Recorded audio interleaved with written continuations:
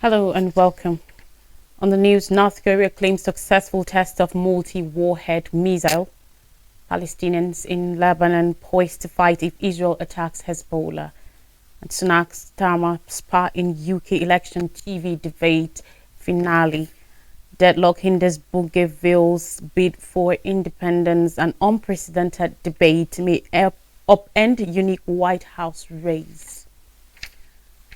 North Korea has asserts to have successfully tested a multi-warhead missile, a sophisticated weapon that will offer it with the means to overwhelm missile defenses in the continental United States after a launch that South Korea and Japan said had ended in failure. On Wednesday, reports said Pyongyang successfully conducted the separation and guidance control test of individual mobile warheads. The separated mobile warheads were guided properly to the three coordinate targets, and a decoy that separated from the missile was verified by radar. The test is aimed at securing MIRV capability, it said, referring to several independently targetable re-entry vehicle technologies, which led several warheads to be fired on a single ballistic missile. North Korea has been developing its weaponry as leader Kim Jong-un seeks to modernize the country's military. A multi-warhead missile was among the weapons he said the country will pursue during a ruling party meeting in early 2021, where he also mentioned spy satellites, solid fuel intercontinental ballistic missiles, hypersonic weapons, and submarine-launched missiles. Ankit Panda, a senior analyst at the Carnegie Endowment for International Peace, said, "I had been anticipating an MIRV test for some time now, as this was one of the last remaining items on Kim Jong-un's modernization wish list from the Eight-Party Congress back in January 2021. Panda said Wednesday's test appeared to be a preliminary evaluation of some of the major subsystems to develop a workable MIRV. He expected more tests to follow, leading up to the launch of an intercontinental ballistic missile ICBM on a lofted trajectory. Report came a day after South Korea's military said Pyongyang had fired a possible solid-fueled hypersonic weapon that had exploded in mid-air, while Japan reported debris had fallen into the waters off North Korea's east coast. South Korea's military said a joint analysis with the U.S. military suggested the missile blew up in its initial stage of flight, and the weapon tested was not as report described. Lee Sun-jun, the spokesman for the South Korea's Joint Chiefs of Staff, said today North Korea disclosed something, but we believe it's simply a means of deception and exaggeration. Talking Israel-Gaza war, Palestinians in Lebanon have watched Israel's assault on Gaza with boiling rage and are now facing the prospect of a similar fate if Israel wages on an all-out war against the Lebanese group Hezbollah. Hezbollah started engaging Israel almost instantly after the latter commenced its war on Gaza, which has killed over 37,000 people and uprooted almost the whole population. The Lebanese group has continually said it will stop its attack on Israel once a ceasefire took hold in Gaza and Israel stopped its bombardment on the people living there. Israel's assaults followed a Hamas-led surprise attack on Israeli communities and military outposts on October 7th, in which 1,139 people were killed and 250 others taken captive. In the Shatali Palestinian refugee camp in Beirut, many people involved in resistance movements said they are not scared and will fight to support Hezbollah and the wider axis of resistance in the region against Israel. But they fear for the families and civilians, worrying that Israel will deliberately aim densely populated residential areas in Lebanon, like the Palestinian camps where tens of thousands of people live packed tightly together. Approximately 250,000 Palestinians live in 12 refugee camps across Lebanon, fleeing there after Zionist militias expelled them from their homeland to make way for the creation of Israel in 1948, a day referred to as the Nakba, meaning catastrophe. Members of the Popular Front for the Liberation of Palestine General Command marched during a parade marking the annual Al-Quds Day, that's Jerusalem Day, at Burj al-Barajni Palestinian refugee camp in Beirut, Lebanon. Palestinians will have no other option but to return to their homeland if the camps in Lebanon are destroyed, said Abu Ali, adding that as stateless refugees, Palestinians face harsh legal discrimination and live in poverty in Lebanon. On elections in the United Kingdom, Rishi Sunak, British Prime Minister, and Labour leader Keir Starmer have faced off in their last televised debate ahead of the United Kingdom poll, going head-to-head over issues from health to immigration and ethics, and battling to be heard above a noisy protest outside. The debate took place in the central city of Nottingham and represented Sunak's last big opportunity to give his right-wing Conservatives, who are sprawling Labour by almost 20 points, a fighting chance in the July 4th polls. He's accused Starmer of taking people for fools over Labour's plans to decrease immigration, while Starmer accused Sunak, one of the country's wealthiest men, of being out of touch and too rich to understand the concerns of most common Britons. Sunak continually urged voters not to surrender to Labour on everything from borders to taxes, while Starmer emphasised that the election was an opportunity for the country to turn the page on 14 years of Conservative government dominated by austerity, Brexit and party infighting. A Snap YouGov poll said the debate had been a tie with both men on 50%. The two men also clashed over an election day's betting scandal that has ensnared many senior Conservative politicians, as well as one Labour candidate who placed a bet against himself. Starmer pledged to reset politics so that politics returns to public service, accusing Sunak of showing a lack of leadership over the uproar.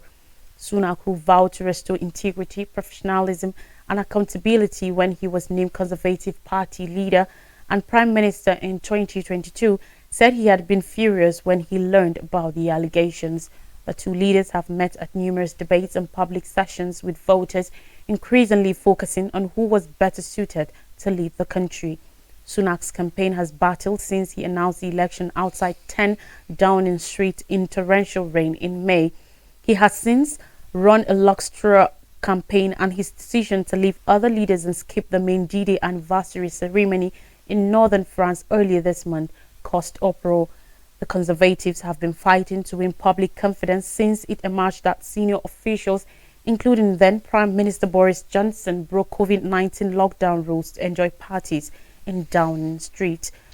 The position deteriorated and Labour's poll lead rose sharply after Sunak's short-lived predecessor Liz Truss sent interest rates rising and tanked the pound with unfunded tax costs in October 2022. Talking politics, closely 5 years after the islanders of remote Bougainville voted decisively in a referendum for independence from Papua New Guinea (PNG), local frustrations are surging as the political process weakens. Over 97% of voters in the autonomous island region of around 300,000 people in eastern PNG chose independence over greater autonomy in 2019 referendum, but there cannot be a change in its political status until the results has been approved by PNG's parliament. After high-level talks delayed, parliamentary ratification, which was supposed to take place last year, failed to happen. Professor Anthony Regan of the Department of Pacific Affairs at the Australian National University ANU said, according to reports, achieving it this year is a possibility but not yet a likelihood. Last year, major disagreements about how the ratification process should work led to a breakdown in talks between the national and Bougainville governments. A key bone of contention is that the country wants the parliamentary vote to be a simple majority, while PNG says it should be a two-thirds majority. Both parties have agreed an international moderator is needed to break the deadlock, but any appointment is likely to take time. Barbara Tani, president of the Bougainville Women's Federation, said, "I am not too satisfied with the current progress. It's almost 5 years since the referendum and there is no still positive response from the PNG government. It is deeply frustrating." Theresa Gentong, a local government member in Arawa, central Bougainville, added, after joint government meetings, the resolutions passed are not honored. The PNG government must come out clear, as we people of Bougainville must know. For 56-year-old Ishmael Toruama, the former rebel fighter who was elected Bougainville's president in 2020 with a mandate to achieve statehood, the pressure is increasing. He called on PNG's parliament to make good on their pledges last month. Bougainville, hesitantly incorporated into the new nation of PNG in 1975, has long wanted to manage its own affairs. Demands for secession rose in the following decade amid rage about the extreme environmental and social effects of the Pongana copper mine in central Bougainville, then majority owned by British Australian mining giant Rio Tinto and the PNG government. On United States 2024 elections, the clash in Atlanta between Joe Biden and Donald Trump on Thursday night has a good chance of becoming the most faithful presidential debate in U.S. history. For the first time, a sitting president and an ex-president will lock horns before millions of viewers in an encounter taking place far earlier than usual, even before the party conventions. The CNN-hosted showdown is the most pivotal moment yet in a neck-and-neck poll, and it's Biden's best chance to shake up a re-election bid that he is in deep danger of losing as he battles to convince voters that he's delivered the political and economic normality he vowed in 2020. The momentous nature of this debate can only be fully understood against the backdrop of the unprecedented politics of the times. Since Senator John F. Kennedy and Vice President Richard Nixon staged the first televised debate in the 1960 campaign, there have been agonizingly close elections that have set the country on a broadly different course.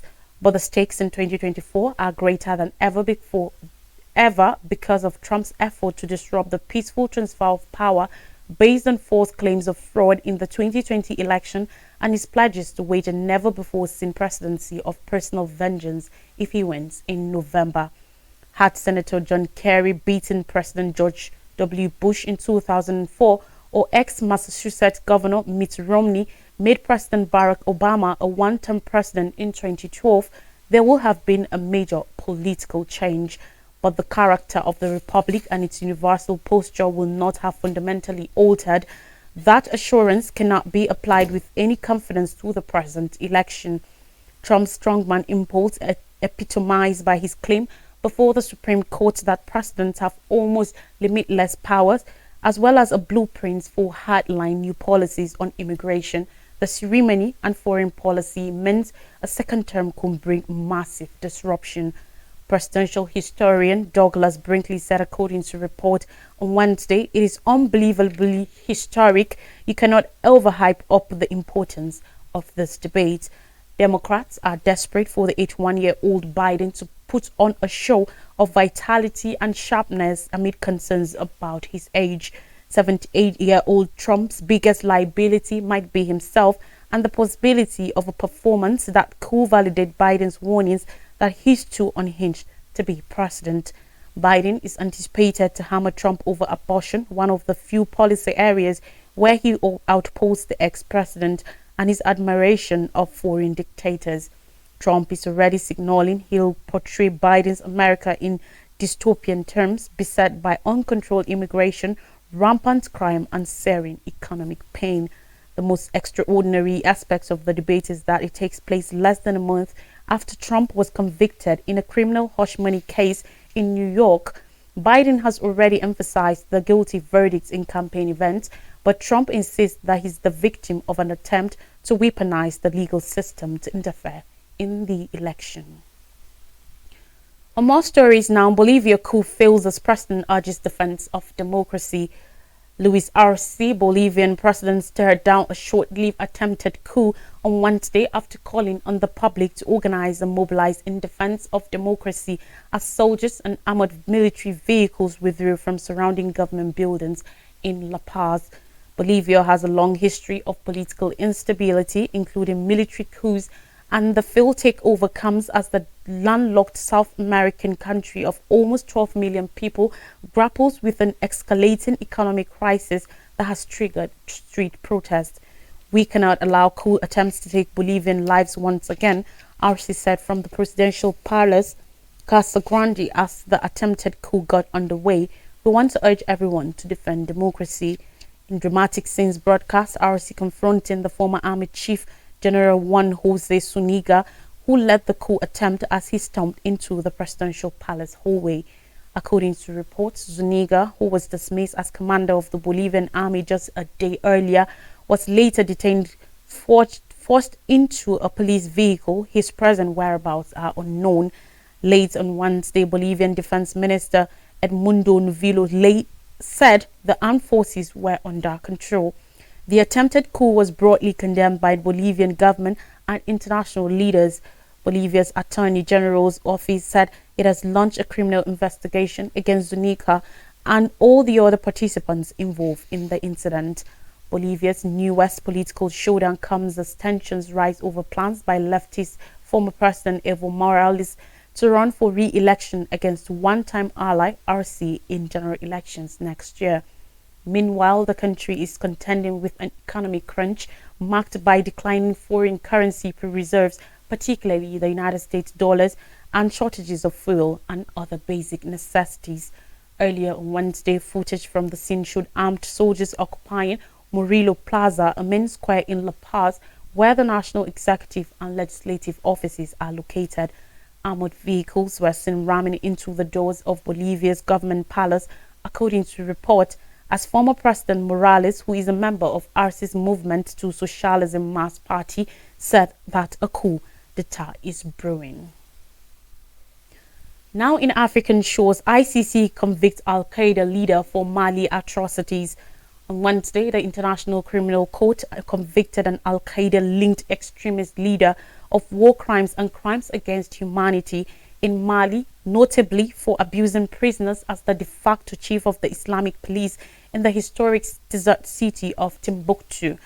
Al-Hassan Ag Abdul Aziz Ag Mohammed Ag Mahmoud sat stoically while the decision finding him guilty of torture and cruel treatment between 2012 and 2013 was read out. Judges continued to read the verdict on the several other charges he faced for his alleged role in a reign of terror incidents unleashed on Timbuktu, including rape, torture, persecution, enforced marriages, and sexual slavery. Al-Hassan faces up to life imprisonment when a sentence is handed down at a later date. Prosecutors say he was a major member of Ansar-Dine, an Islamic extremist group with connections to Al-Qaeda that held power in northern Mali at the time. Women and girls suffered, in particularly under Ansar-Dine's repressive regime, facing corporal punishment and imprisonment. The court's then chief prosecutor, Fatou Bensouda, said at the start of Al-Hassan's trial closely 4 years ago. A French-led military operation in 2013 forced Al-Hassan and others from power. Mali, along with its neighbors Burkina Faso and Niger, has for over a decade fought an insurgency battle by armed groups, including some allied with Al-Qaeda and the Islamic State group. Following military coups in all three nations in recent years, the ruling juntas have expelled French forces and turned to Russia's mercenary units for security assistance instead. Colonel Assimi Goïta, who took charge in Mali after a second coup in 2021, vowed to return the country to democracy in early 2024. But in September, the junta cancelled elections planned for February 2024 indefinitely, citing the need for further technical preparations. The verdict in Al-Hassan's case was postponed by some 6 months due to the illness of one of the judges in his trial. Still in Africa, Kenyan protest death toll reaches 22 after parliament raid.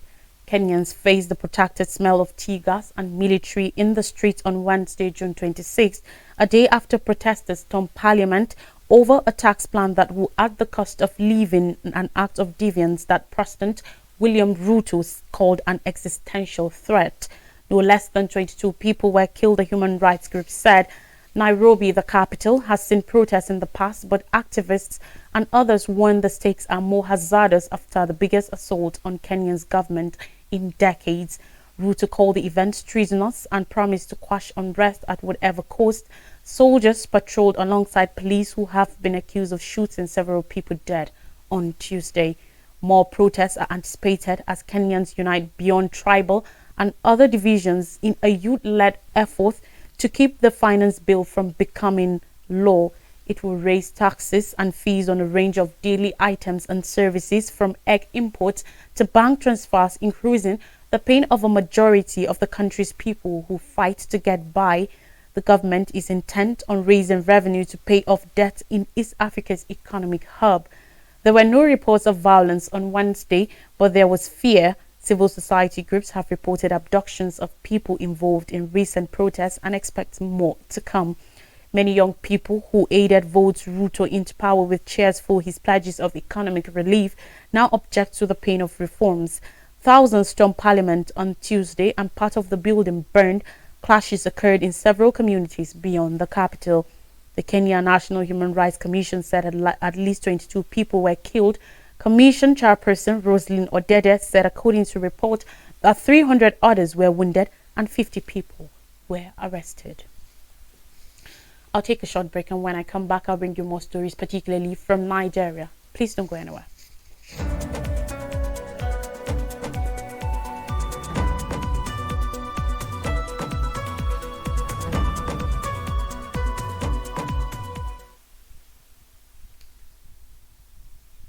You're welcome back. Stories from Nigeria now, and we begin with health matters. Federal government seeks emergency aid for cholera.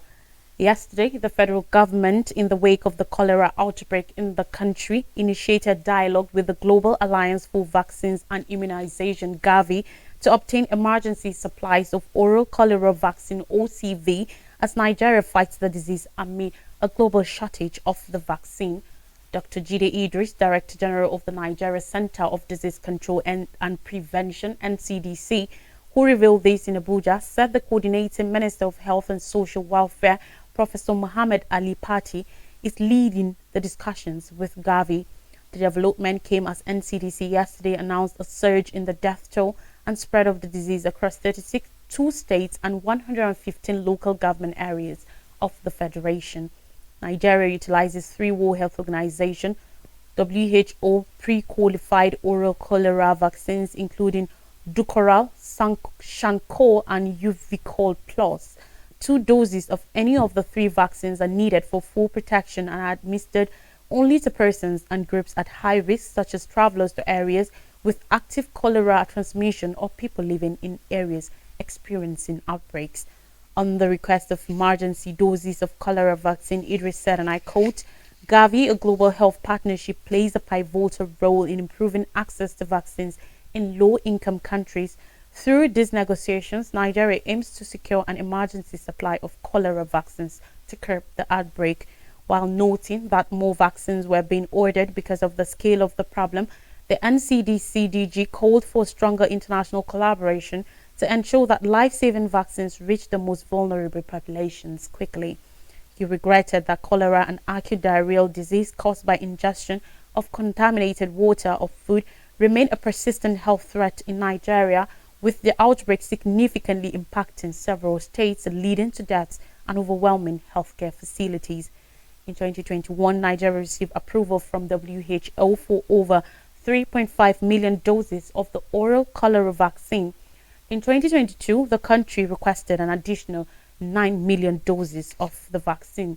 The effectiveness of the cholera vaccine varies depending on the type of vaccine and the number of doses given.